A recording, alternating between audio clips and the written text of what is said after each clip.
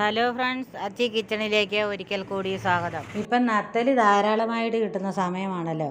നമുക്കിന്ന് ഈ നത്തലി റോസ്റ്റ് ഉണ്ടാക്കി നോക്കാം.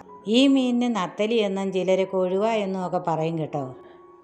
ഒരു 1/2 കിലോയോളം വൃത്തിയാക്കി കഴുകി എടുത്തു വയ്ക്കുക. എന്നിട്ട് നമ്മൾ സാധാരണ മീൻ പൊരിക്കാൻ എടുക്കുന്നത് പോലെ കുറച്ച് മുളക് പൊടിയും കുറച്ച് മഞ്ഞൾ പൊടിയും ആവശ്യത്തിന് ഉപ്പും ചേർത്ത് നല്ലതുപോലെ ഇളക്കി വെക്കണം. ഇനി നമുക്ക് ഒരു പാൻ വെച്ച് ചൂടാകുമ്പോൾ കുറച്ച് എണ്ണ ഒഴിച്ചിട്ട് ചെറു തീയിൽ നമ്മൾ സാധാരണ മീൻ പൊരിക്കുന്നത് പോലെ പൊരിച്ചെടുക്കണം. ഇനി അത് അവിടെ ഇരിക്കട്ടെ. നമുക്ക് റോസ്റ്റിനുള്ള ഇൻഗ്രീഡിയൻസ് റെഡിയാക്കാം. ഒരു 3 സവോള ചെറുതായിട്ട് കൊത്തി അരിയണം കേട്ടോ. ഒരു 6 അല്ലി വെളുത്തുള്ളി, ഒരു ചെറിയ കഷ്ണം ഇഞ്ചി, ഇത് രണ്ടും കൂടി ചെറുതായി അരിഞ്ഞെടുക്കണം. ഇനി ഒരു 2 തണ്ട് കരിയാപ്പില, ഒരു വറ്റൽമുളക്. ഈ വറ്റൽമുളക് ഒന്ന് ഇടിച്ചെടുക്കണം. ഇനി വേണ്ടത് ഒരു 1/2 മുറി തേങ്ങ, അത് ചെറുതായി കൊത്തി അരിയണം കേട്ടോ.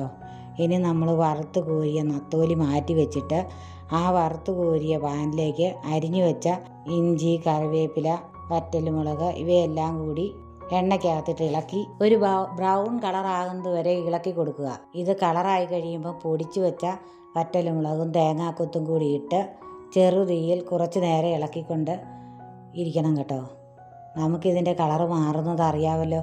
എന്നിട്ട് വറുത്ത് കോരി വെച്ച നത്തോലിയും കൂടി ഇട്ട് ഇളക്കി തട്ടിപ്പൊത്തി വയ്ക്കണം.